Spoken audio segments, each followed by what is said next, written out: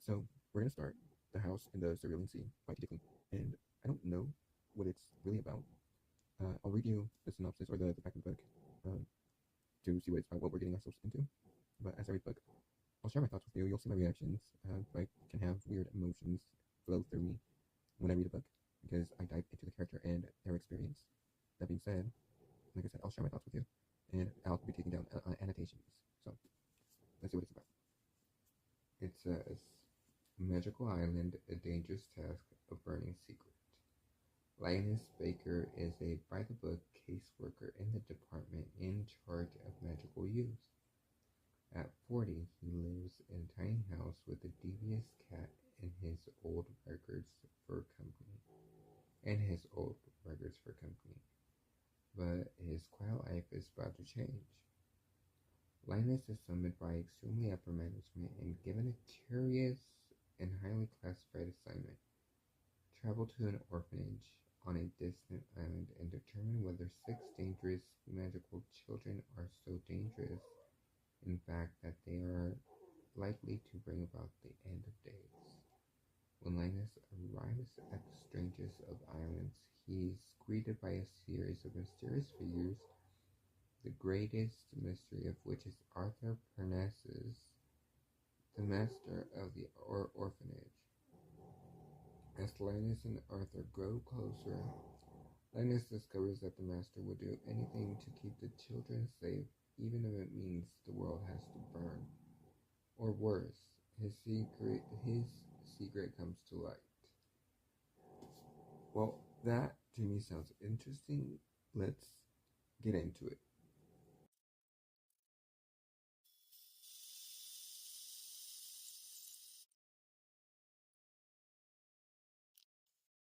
So, this book is not what I expected at all. I mean, I had no expectations, but damn, I'm enjoying it, and I'm gonna go through some annotations of mine and first impressions as quick as possible because I can talk and talk all day if I could, or all night. It's nighttime. So, okay, I'm gonna start off with my first impression of Linus, the main character. Uh, Very opinionated and observant, but professionally he keeps his opinions to himself. And um, he's the type of person that doesn't like lying, but he'll bend the truth uh, as much as possible for it to not sound like a lie and still be truthful.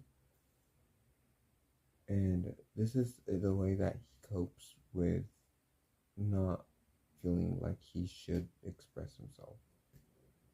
And well, he works for the department. Um, what's it called? Okay, hold on. The department in charge of magical youth, magical children. At first, I questioned. I, I had a question in the book. Are all children magical? Because the first couple pages, he's in an orphanage with kids. They don't specify they're magical. They just say they're kids. And um, let's go with my annotations on it. I'm going to be as quick as possible.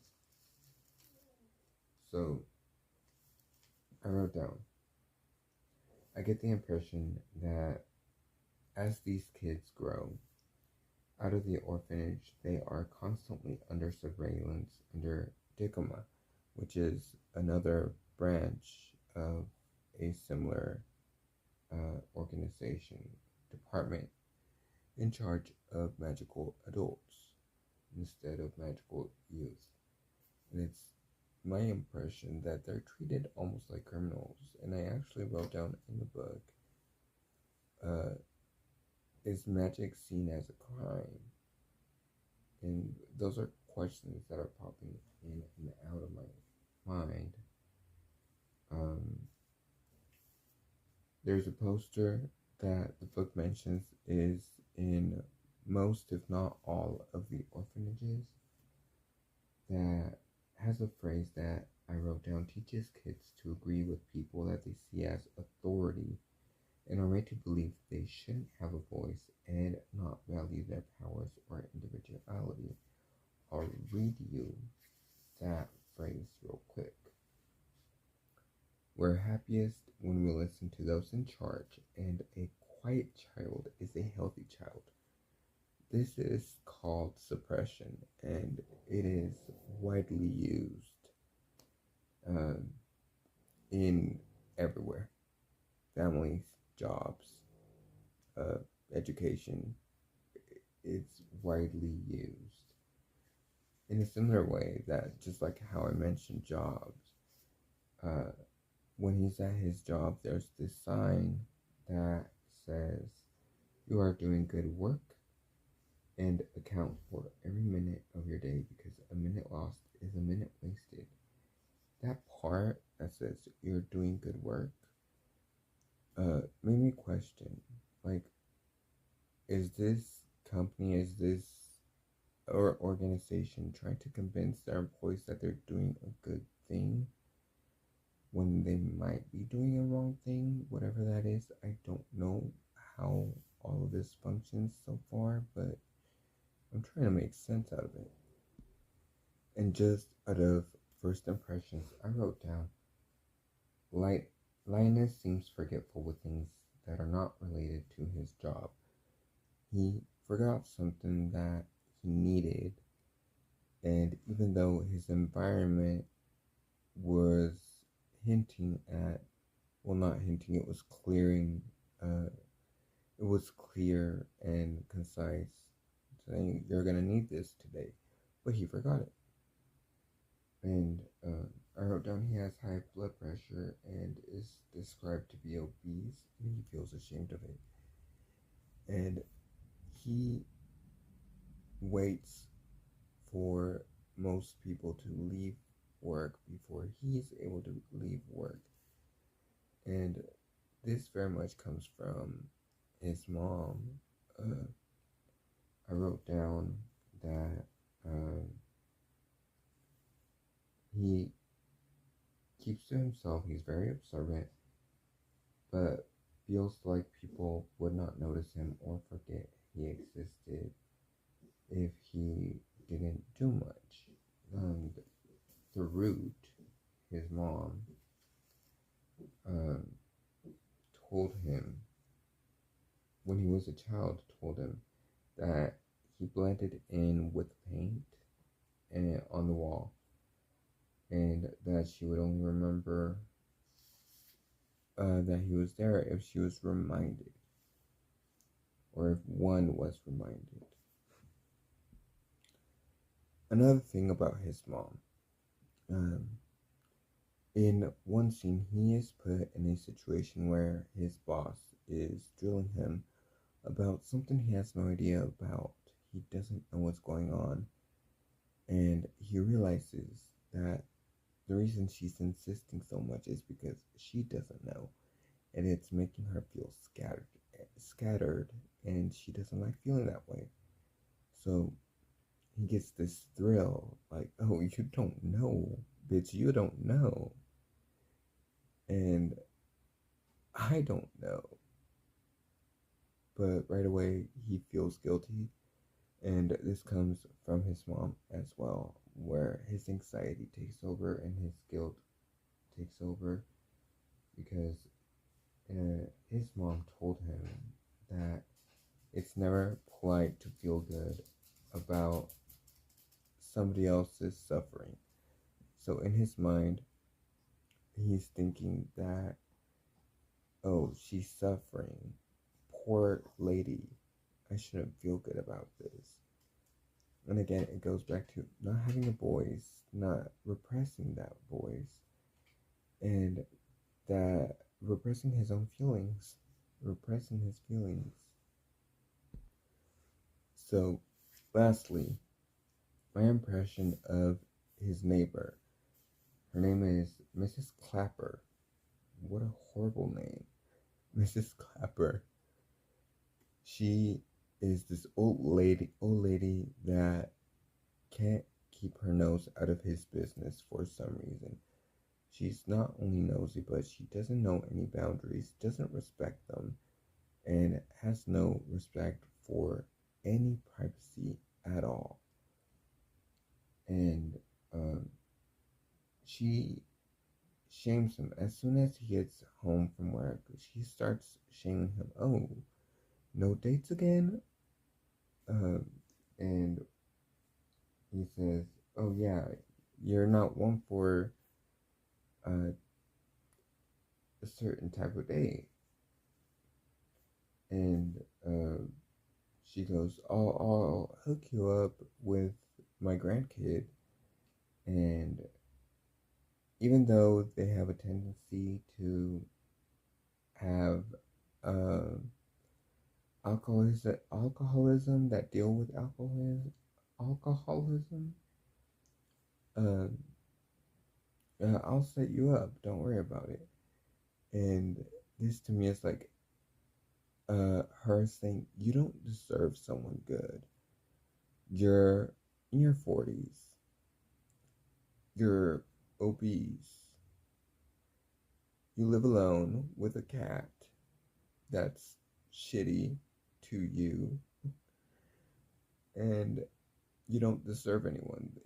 To me, this is mocking him. Like, I'll set you up with my grandkid. They're alcoholic, but I'll set you up. And then she says, when he declines, she says, being alone at your age is not healthy. She goes on to say, like, you might do something if you get depressed, if you get too depressed. And he's like, I'm not depressed, so don't worry about it. And she looks at him up and down, like scanning him, obviously criticizing his size and his appearance. And this is literally what she asked. This is my what the fuck moment for the book so far. You aren't? Why on earth not? Who the fuck asked that? Why would you ask that? It's judgmental, and I know a lot of people are this way, unfortunately. But to me, it's like, what in your mind made you think that was a good thing to ask, and to put him in a corner of shaming him? That to me doesn't sit right. It doesn't sit right with me. And the only explanation that I could gather was that those type of people, are the same people that feel bad about themselves and they're looking at a mirror. She might be skinny, but she's alone. As far as I know, she's alone, and she doesn't seem to be happy. And the way she expressed about her grandkid, that they're alcoholic, obviously she's not okay with that. Even though she says everybody has their vices, she's not okay with that, and she feels ashamed about it. That's how I'm interpreting it. And she's mirroring or deflecting onto Linus. And right now it's like, poor Linus. I didn't expect this book to be the way it is. I knew there was magic involved. I love fantasy. But for there to be so much psychology and emotion, and basically everything I talk about in my podcast, mental health is what I focus on. I'm loving this book. It was definitely meant to land in my hands. That day I went into the shop and I asked for recommendations. They asked me, what are you looking for? I said, a book like this and this and this. And right away, I got the perfect one. walked down the aisle, and um, they gave me the book. They're like, this one is a really good one. I haven't read it yet, but it is selling. Like, it is selling fast. So it must be really good. And I was like, okay, sure. I read the back and I was like, okay, yeah, okay, sure. I don't regret it. Like I said, it was meant to be in my hands. It was meant to be shared. And it's funny how this is the first book that I'm actually doing a read along, if you will, or reading reaction, whatever you want to call it, or analyzations. Um, because it's funny because it's the first one that I'm doing, and it talks about everything that I advocate for. It's amazing. It's perfect. I love it. And I know this video is long, but I try to keep it short. I talk a lot. It could have been longer. You're good. If you made it all the way through, thank you. I appreciate that. And even if these videos don't get watches, I'm still gonna do them because I'm enjoying it and I'm enjoying the journey. I might as well do something on YouTube. Who knows? But thank you. If you made it all the way through, thank you. And I'll keep reading and I'll keep doing my analyzations of the book. Thanks.